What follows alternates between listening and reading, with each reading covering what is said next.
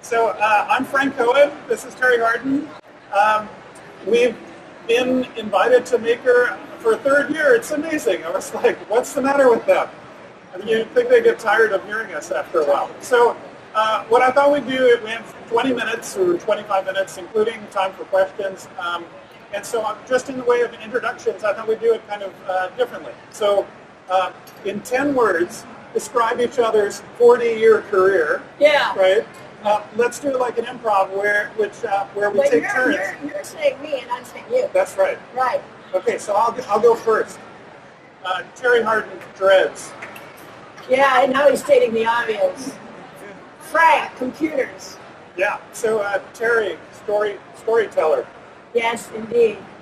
Frank, obsessed with practical objects. That's like all my words left over now. Sorry. Terri, Muppet. Yeah. Did you know she's one of the Frank, really tall. Yeah. Call her a Muppet? He Muppet. did. That's because I've been with the Jim Henson Company for No, years. she was one of the original Muppets. Yes. Okay, stepmother. Stepmother. Boy, that's good. Not evil. No. You're a father, so I'll go with that. Yeah. Traveler. Traveler. Yes, and you're a traveler too. Yeah, that's true. Okay, so if I say one, then you're going to repeat it? No, well, I mean traveler from here. Yeah. Because you had us volunteer yesterday, Okay. which was amazing. Terri, Imagineer.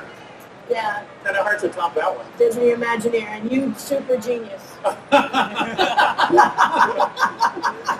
right. I think that's enough of that. Right? Alrighty. Does anybody know who we are? Anybody want to know more about that? Or maybe you'd rather know how it pertains to y'all. I put this together to figure like, okay, this is our way to relate to makers because we are makers, and hopefully you are too. Okay, so why does it work to be able to make and be in business between the two of us? I'm known as Walt Disney's legendary Imagineer, and one of the things that makes an Imagineer, for those of you who don't know what that is, it's someone who is just like you. It's a maker who has aspirations to collaborate with each other and create something magical. In Disney, they're looking for the creme de la creme, but as I spoke with a couple of people in the audience beforehand, they don't necessarily want to pay you. Okay? So you want to make something innovative and amazing, so they come to you as opposed to you going to them. What works for Frank and I is that we discovered like minds, as you do here, and the electricity began to connect, not as husband and wife, not as boyfriend and girlfriend. I have my husband, he has his girlfriends, but we both connected on the maker level, which is, wow, you do this, I want to learn it, you do this, I don't get it, it would be great to understand it better. Yeah? Yeah, I think so. When I met Terri, her husband and her were starting a new business where they were going to take some of Terri's art.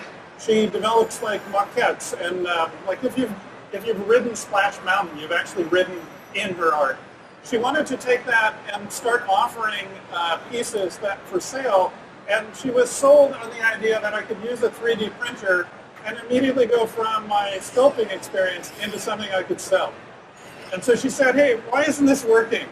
Yeah. And then I reminded her of the extra 67 steps that were missing that the 3D printer company, I've forgotten to tell her about.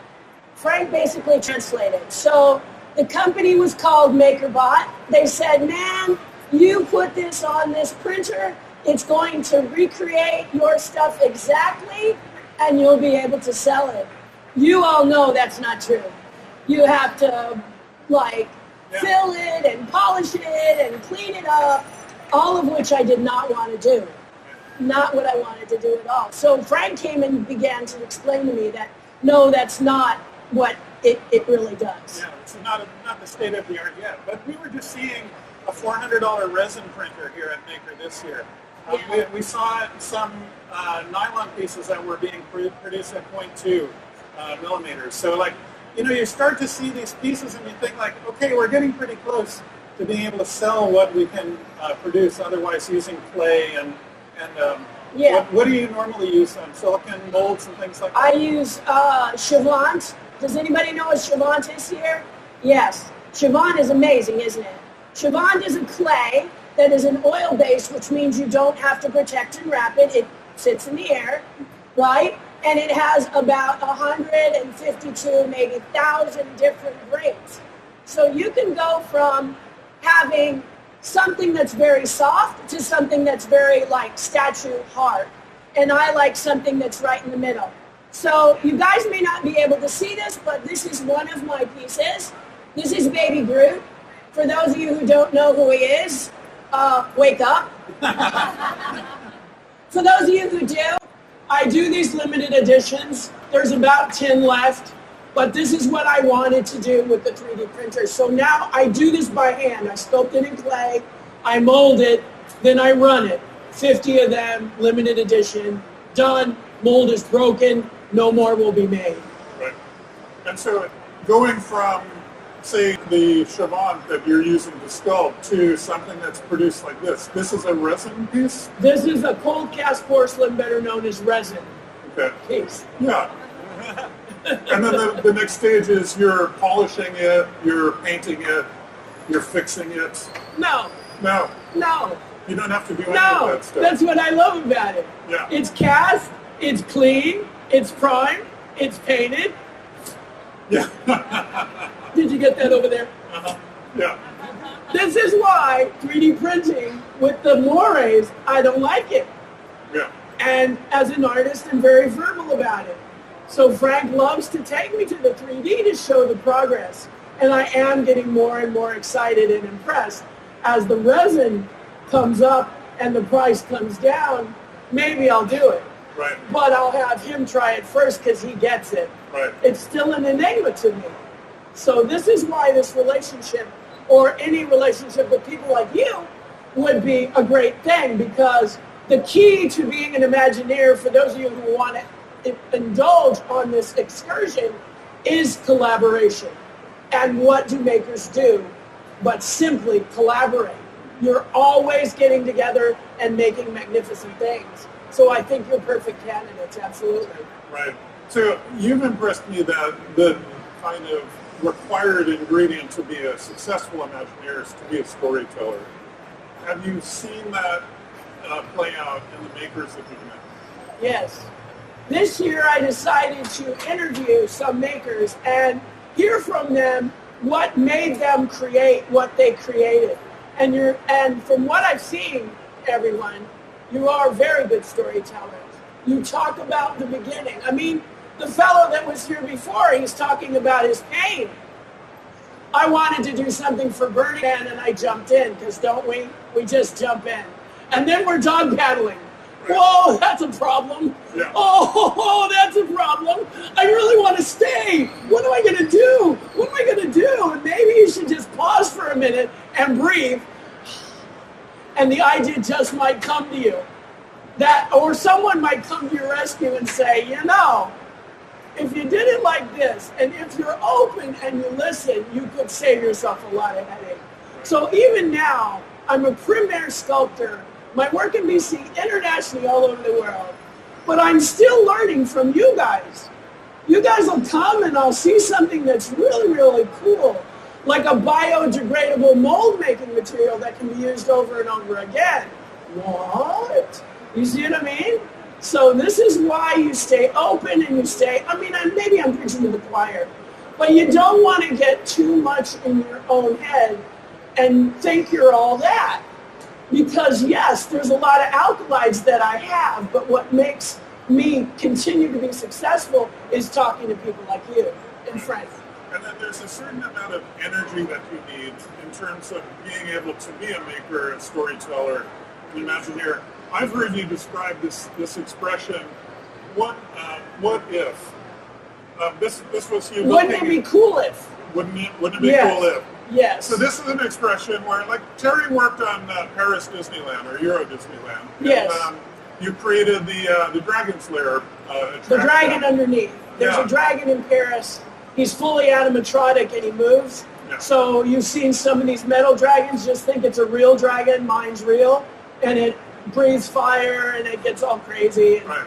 So it's like And that. it's really a lot of fun. It was fun to make this And, one, yes. and it's a tremendous experience. When I took my son there and he was like 5 years old, he believed Dragon was real. When you looked at that, I remember you telling me a couple of times, you looked at the attraction as you were designing it and you said, what if it did this? And at that point, that sends you off into kind of a tangent. Right? Yeah, so what he's talking about, how many of you are actual practical makers? You do it on a computer or you do it, yeah? Okay, so have you ever experienced, wouldn't it be cool if? Yeah. I'll tell you if you have. What happens is you're going along and you're making your object, my dragon say, and all of a sudden I see my dog sleeping and my dog's dreaming. So I say to myself, wouldn't it be cool if the dragon dreamt? That usually adds how much, guys? Another 3 weeks, another 3 months, another year. Right. You know, and those are the things. So I met someone who was absolutely adorable outside. He did the swimming hammerhead sharks. And he said he was diving and he looked up and he saw them swimming. And I said, oh, you said, wouldn't it be cool if I made a kinetic sculpture? And how long did it take? And he said 3 to 5 years. So yeah, that's it happens to all of us. Let's talk China. So the next stage in kind of our exploration about making and storytelling and Imagineering was for me to start introducing Terri to some of the people, some of the makers overseas. And I was fortunate enough to go to Shenzhen and Guangzhou and Hong Kong and meet some makers there. And so I said, oh, you know, I'm back from the strip. I've got to introduce some of the makers that I've met to Terri. And so I set up a Skype video call. And I thought, oh, this is going to be great. The storyteller and Imagineer will be able to talk to the Chinese maker. How hard could it be, right? What was the experience like? We couldn't do the Skype call, okay? Because I would explain this object and how I did it. And they went, and I said, and they said, we don't understand what you just said. So I tried another way, and I tried another way. And it wasn't an issue of English to Chinese. No. It was an issue of maker to maker, that they both have different perspectives on And how processes. to make. Yeah. Our processes were like this. Yeah. And I didn't see it, and they didn't see it. So what do we mean? It's like someone spins their life vertical and someone spins their life like this. So we're doing this, and we can't figure out how we get to do this or do this. And I'm standing. Frank says, we got to go there. So we go there and we sit together. We've got to go there physically. Physically to China. So we go to China, and we're sitting together. And he says through a translator, how do you make this?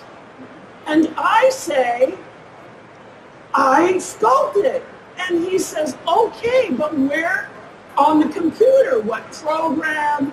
What blah, blah, blah? And I'm like, no program. And they say, on the computer, when you start, how does it? And I'm like, no. So finally I pull my computer out, I pull up Sketchbook Pro, and I sketch my character. That's where I start. That's where the computer is. They say, then what? Done. Done? I don't understand, John.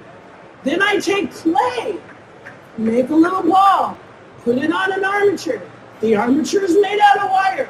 Stick, stick, stick, build, build, build by hand. And they looked like I was the second coming.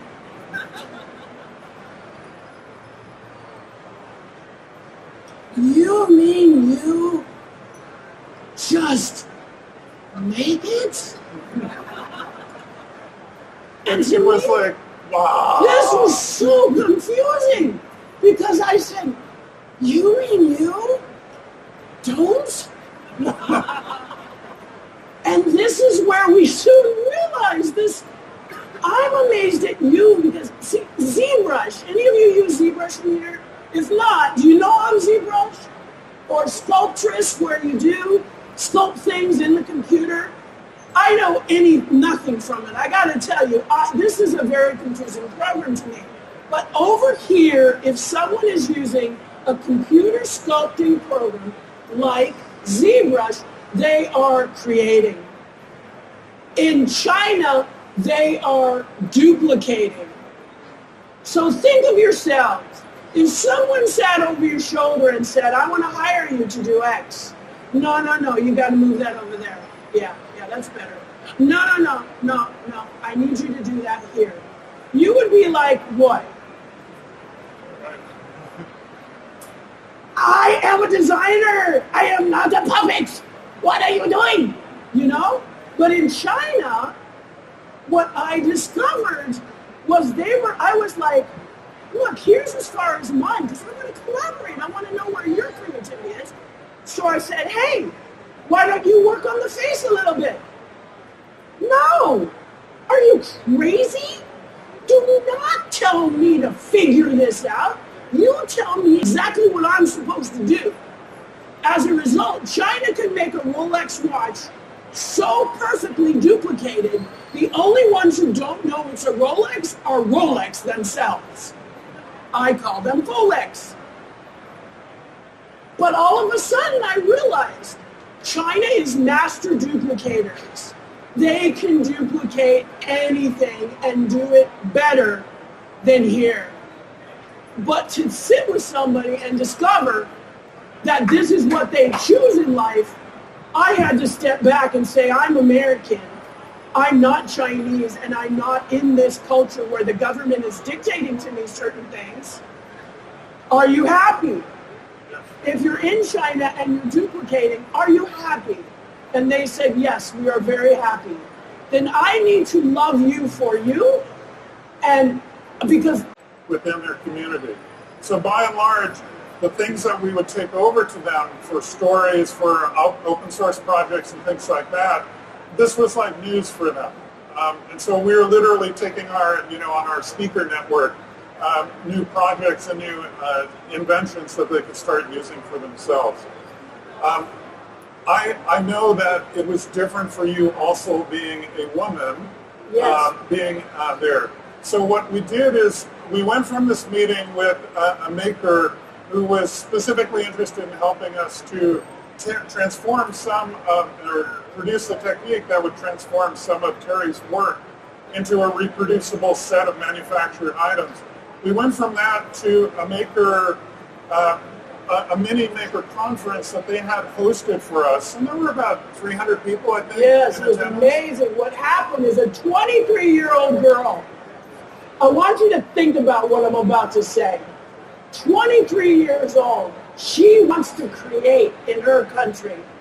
She wants to be an advocate for others to create in a country that duplicates.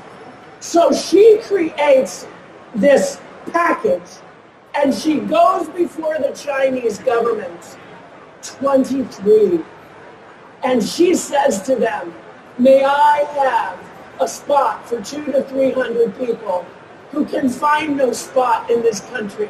They create. That's right. Will you allow us to create? Let's just give a little bit of credit. This is Vicky Luan, who has started the Shenzhen OIL, which is the basically their maker lab, their official maker lab within Shenzhen. There are other maker labs there, but this is the first of the kind of officially designated and sponsored by the Chinese government. And it's szoil.org if you're interested. And you should make it a goal of yours to go and visit her at least once. She's amazing, and as a result, China is exploding. I believe because of this young lady. Yeah. What she did is when China said, why would we allow you to create? Everything's working fine. She said, if we make it and it's successful, it's yours, and you'll rule the world. Who can resist that? Yeah. And so China opened this up, and we were her first speakers, right? Yeah. Amazing group of people. All of them asking questions like, I am a woman, I want to be creative, but here it's mostly a man's world. And I said, You'll have to use your creative brain as a woman and decide what is important to you as a woman. Number one, are you going to nitpick every little thing that bothers you as a woman, or are you going to pick your battles? My advice, having been through this, is that you pick your battles. You carefully pick your battles. Maybe someone hangs a picture that doesn't make you very happy.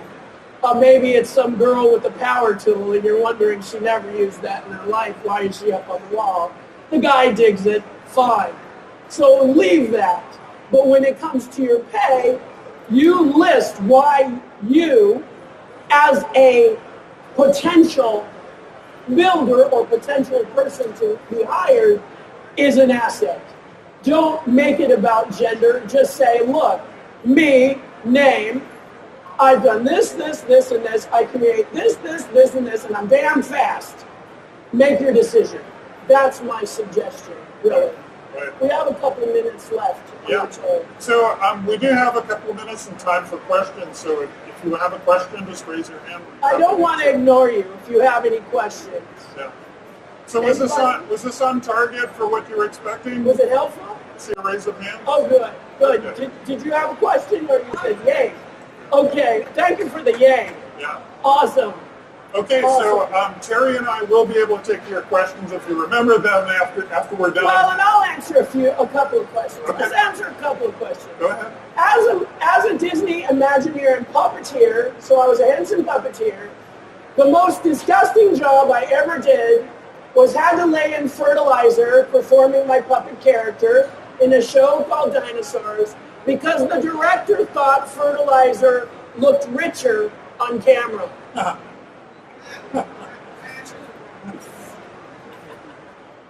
You were the baby character in No, this Dinosaurs, was right? like a little dinosaur character. Okay. Baby never did fertilizer. Baby Yeah. was a lot smarter. All right.